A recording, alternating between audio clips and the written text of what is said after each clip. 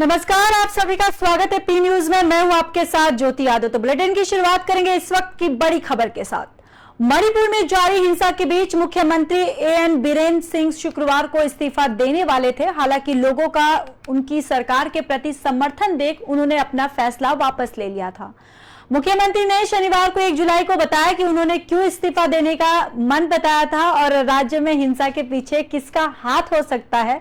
साथ ही उन्होंने कांग्रेस राहुल गांधी के दौरे के वक्त को लेकर भी सवाल खड़े किए। एएन बीरेन सिंह ने मुख्यमंत्री पद से अपने इस्तीफे को लेकर कहा है कि कल मैंने देखा कि मेरे लिए लोग आए, जनता का विश्वास अब भी मेरे साथ है।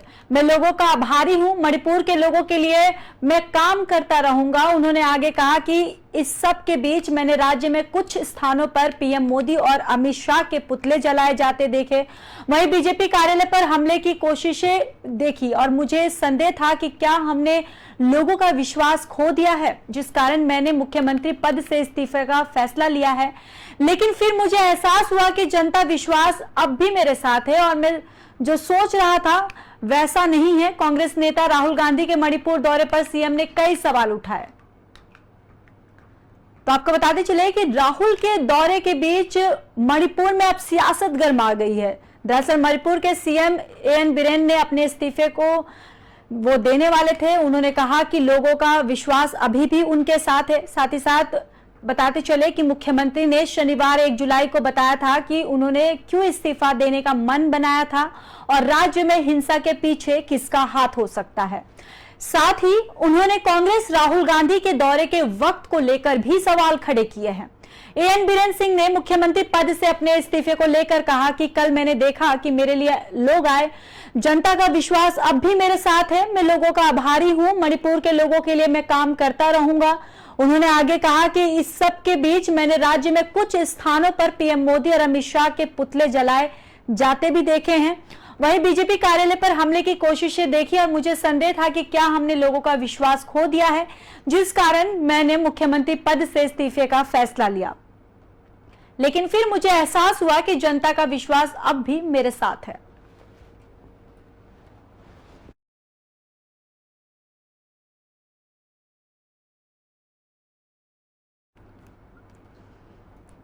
कांग्रेस नेता राहुल गांधी आज तेलंगाना के खम्मन में एक जनसभा को संबोधित करेंगे। राज्य में दिसंबर 2023 में विधानसभा चुनाव होने हैं और ऐसे में राहुल गांधी की इस रैली में कांग्रेस तेलंगाना में चुनावी अभियान की शुरुआत करेगी। और जानकारी के मुताबिक इस मौके पर पूर्व सांसद पोनुलेटी श्रीनिवास रेड्डी खम्मन में राहुल गांधी की मौजूदगी में कांग्रेस में शामिल होंगे और वहीं राहुल गांधी पार्टी के शीर्ष नेताओं के साथ भी बैठक करेंगे।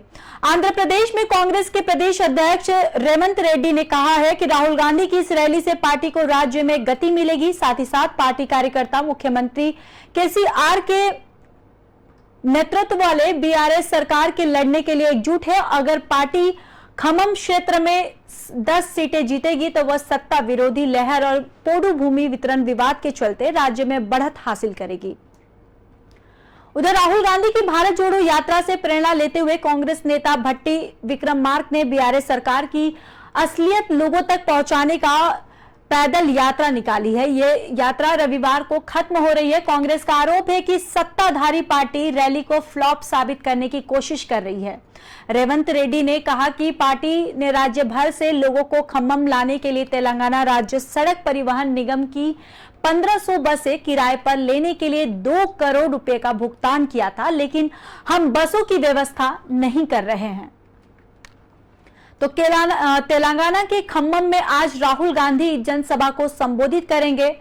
आपको बताते चले कि राहुल गांधी पार्टी के शीर्ष नेताओं के साथ भी बैठक करेंगे और साथ ही साथ आंध्र प्रदेश में कांग्रेस के प्रदेश अध्यक्ष रेवंत रेड्डी ने कहा है कि राहुल गांधी की इस रैली से पार्टी को राज्य में गति मिलेगी और साथ ही साथ पार्टी कार्यकर्ता मुख्यमंत्री केसीआर के नेतृत्व वाले बीआरएस सरकार के लड़ने के लिए एकजुट है। और अगर पार्टी खम्मम क्षेत्र में 10 सीटें जीतती है तो वह सत्ता विरोधी लहर और पोडू भूमि वितरण विवाद के चलते राज्य में बढ़त हासिल करेगी।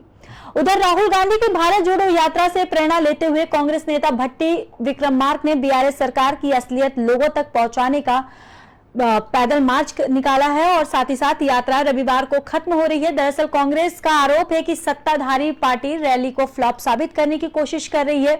रेवंत रेड्डी ने कहा, पार्टी में राज्य भर से लोगों को खम्भम लाने के लिए तेलंगाना राज्य सड़क परिवहन निगम की ओर 1500 बसें किराए पर लेने के लिए 2 करोड़ रुपए का भुगतान किया गया था, लेकिन अब बसों की व्यवस्था नहीं कर रहे हैं।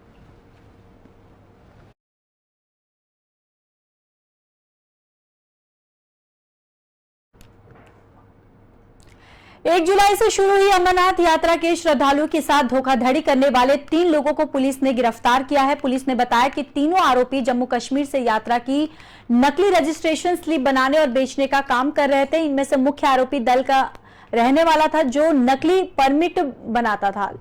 आपको बताते चले कि 2 सहयोगी बस सेवा का इंतजाम करने और श्रद्धालुओं के लिए मेडिकल सर्टिफिकेट तैयार करने का काम करते थे और वहीं इन लोगों ने बड़ी संख्या में अमरनाथ यात्रियों के साथ फ्रॉड किया था। पुलिस ने शुक्रवार को जम्मू सांभा और कठुआ जिले में यात्रियों के पास 400 से ज्यादा नकली रजिस्ट्रेशन परमिट बरामद किए हैं। इसके बाद पुलिस ने अज्ञात लोगों के खिलाफ केस दर्ज करके छानबीन शुरू की। जम्मू के सीनियर सुपरिटेंडेंट ऑफ पुलिस चंदन कोहली ने बताया कि हमारी जांच में सामने आया कि दिल्ली का एक शख्स इस रैकेट को चला रहा था। जम्मू कश्मीर पुलिस की एक टीम ने दिल्ली में रेड डाली और शाहदरा के वेस्ट रोहतास नगर में हरेंद्र वर्मा नामक के आरोपी को गिरफ्तार कर लिया है। बाद में उसके 2 सहयोगी दिलीप प्रजापति और विनोद कुमार को भी गिरफ्तार कर लिया है। साथ ही साथ आपको बताते चले कि एसएसपी चंदन कोहली ने बताया कि रेड के दौरान एक कंप्यूटर और प्रिंटर भी जब्त किया गया है। इन्हीं की मदद से नकली रजिस्ट्रेशन बनाकर प्रिंट किए जाते थे। एसएसपी ने अमरनाथ यात्रियों से अपील की है कि वे सिर्फ सरकारी दफ्तरों में जाकर रजिस्ट्रेशन कराएं और ऐसे अपराधियों का शिकार बनने से बचे। वहीं फेक रजिस्ट्रेशन स्लिप बेचने वाले 3 गिरफ्तार हो गए हैं। आपको बताते चले कि जम्मू कश्मीर में 400 से ज्यादा नकली परमिट बेचे जा रहे थे।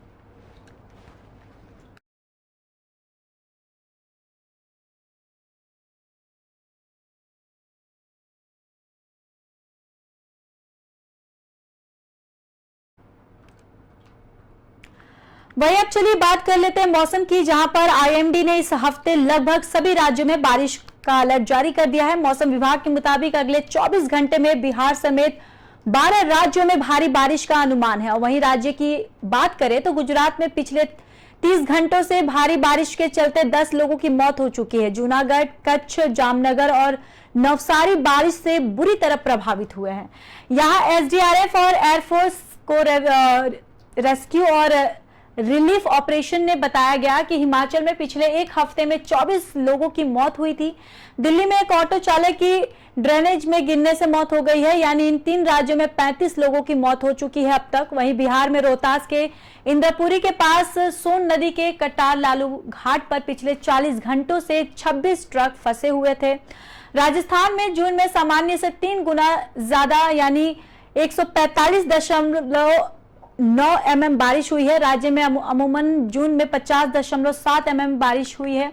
वहीं उत्तराखंड के चमोली में लैंडस्लाइड के चलते बद्रीनाथ हाईवे बंद करना पड़ा है। हाईवे अथॉरिटी मलबा हटाने में जुटी हुई है। इससे पहले 29 जून को भी लैंडस्लाइड की वजह से बद्रीनाथ हाईवे 17 घंटे तक के लिए बंद रखा गया था। राज्यों में भारी बारिश का अलर्ट मौसम विभाग ने जारी कर दिया है। आपको बताते चले कि 24 घंटे में बिहार समेत 12 राज्यों में भारी बारिश का अनुमान जताया गया है। राज्यों की बात अगर करें तो गुजरात में पिछले 30 घंटों में भारी बारिश के चलते 10 लोगों की मौत हो चुकी है। वहीं जूनागढ़, कच्छ, जामनगर और नवसारी बारिश की वजह से बहुत प्रभावित हुआ है और यहाँ एसडीआरएफ और एयरफोर्स के रेस्क्यू और रिलीफ ऑपरेशन ने भी लगाया गया है और हिमाचल में पिछले 1 हफ्ते में 24 लोगों की मौत हो चुकी है। वहीं दिल्ली में एक ऑटो चालक की ड्रेनेज में गिरने से मौत हो गई है। यानी अब इन 3 राज्यों में 35 लोगों की अब तक मौत हो चुकी है। बिहार में रोहतास के इंद्रपुरी के पास सोन नदी के कटार बालू घाट पर पिछले 40 घंटों से 26 ट्रक फंसे हुए हैं। राजस्थान में जून में सामान्य से 3 गुना ज्यादा यानी 145.9 mm बारिश हो गई है और राज्य में अमूमन जून में 50.7 mm बारिश होती है। उत्तराखंड के चमोली में लैंडस्लाइड के चलते बद्रीनाथ हाईवे बंद करना पड़ा। वहीं हाईवे अथॉरिटी मलबा हटाने में जुटी हुई है। इससे पहले 29 जून को भी लैंडस्लाइड की वजह से बद्रीनाथ हाईवे 17 घंटे के लिए बंद रहा था।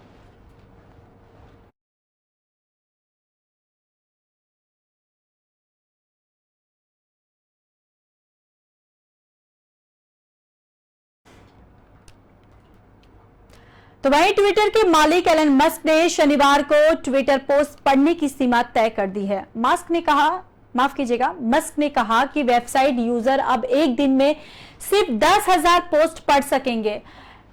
अनवेरिफाइड यूजर 1,000 पोस्ट, वही अनवेरिफाइड यूजर रोजाना सिर्फ 500 पोस्ट ही पढ़ पाएंगे। दरअसल शनिवार को कई यूजर्स ने शिकायत की कि ट्विटर काम नहीं कर रहा है। वेबसाइट खोलते ही कांट स्ट्रिप ट्वीट्स और यू आर रेट लिमिटेड का एयर मैसेज दिख रहा था। इसके बाद रात में एलन मस्क ने ट्विटर के इस्तेमाल को सीमित करने की घोषणा की है। सबसे पहले ट्वीट ने मस्क ने कहा कि डेटा स्क्रैपिंग और सिस्टम मैनिपुलेशन से बचने के लिए ट्विटर पर अस्थायी रूप से लिमिट लगाई गई है। आपको बताते चले कि मस्क ने 2 बार लिमिट बढ़ाई। मस्क ने पहला ट्वीट किया कि वेबसाइट वेरीफाइड अकाउंट अब रोजाना सिर्फ 6,000, अनवेरिफाइड यूजर सिर्फ 600 और नए अनवेरिफाइड अकाउंट सिर्फ 300 पोस्ट पढ़ पाएंगे। कुछ देर बाद और ट्वीट करके उन्होंने इस लिमिट को बढ़ाकर 8,000 पोस्ट, 800 पोस्ट और 400 पोस्ट किया था। इसके बाद उन्होंने एक और ट्वीट किया और इसमें उन्होंने वेरीफाइड के लिए लिमिटेड 10,000, पुराने अनवेरिफाइड यूजर के लिए 1,000 और नए अनवेरिफाइड यूजर के लिए 500 कर दी है। इससे पहले शुक्रवार को बिना लॉगिन किए ट्वीट देखने वाले लोगों का ब्लॉक कर दिया गया है, और यानी फिलहाल जिन लोगों का ट्विटर पर अकाउंट नहीं है या जो लोग ट्वीट में लॉगिन किए बिना ट्वीट पढ़ लिया करते थे, उन्हें अब ट्वीट नहीं दिखेंगे। यूजर्स को पहले ट्विटर में लॉगिन करना होगा। एलन मस्क ने इस कदम को भी अस्थायी बताया है। इप्रोबलिंग प्लेटफॉर्म ट्विटर ने कैरेक्टर लिमिट को 25,000 कर दिया है। साथ ही यूजर अब कैरेक्टर के साथ इमेज भी ऐड कर सकेंगे। कंपनी ने अपने ऑफिशियल ट्विटर हैंडल से इसकी अनाउंसमेंट की है। वहीं ट्वीट ने बताया कि फीचर्स का फायदा सिर्फ ब्लू सब्सक्रिप्शन प्लान लेने वाले यूजर्स को ही मिलेगा। कंपनी ने मालिक एलन मस्क ने इस पर अपने एक ट्वीट पर कहा कि लॉन्ग फॉर्म पोस्ट में सुधार किया गया है।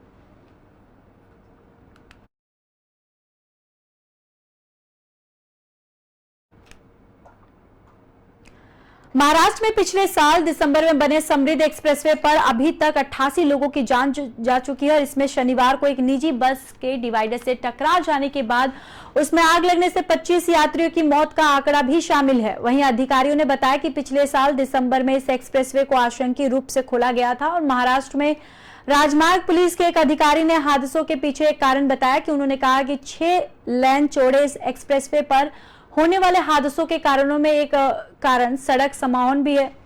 सड़क समाहन एक ऐसी मानसिक व्यवस्था है जिसमें चालक सड़क की एक रास्ता से समोरित होकर बाहरी घटनाक्रमों में प्रभावित हुए बिना काफी दूरी तक वाहन चलाता है।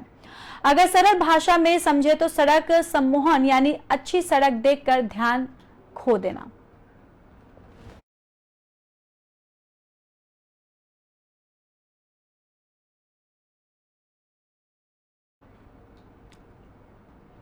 फिलहाल के लिए इस बुलेटिन में बस इतना ही। बाकी देश और दुनिया की खबरों के लिए देखते रहिए पी न्यूज।